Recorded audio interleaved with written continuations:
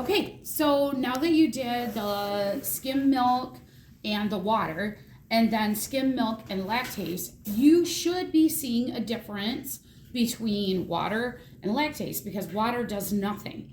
And lactase actually breaks down the lactose in the skim milk. So you should have saw a change in the glucose. For the glucose, that's a real good control because glucose should be reading a glucose reading. But when you add glucose and lactase, you might have not even noticed a result. That's because lactase doesn't act on glucose. It only acts on lactose. So therefore, the lactase didn't do anything, did it? It's another control.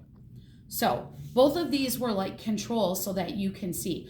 Keep in mind that skim might be a really good comparison to your lactated skim milk that's available in the second part. So now what you're going to do is you're going to come up with a claim as a pod. You need to have your claim checked by Mrs. Worley before you go and do the second part of the experiment. You can pick up to 2 things at the bottom that you'd like to compare to even your top part or to each other, okay? 2.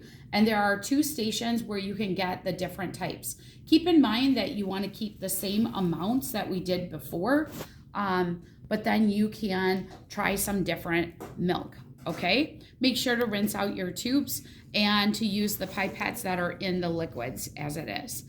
Hang on and don't worry about your CER until your ER part until tomorrow.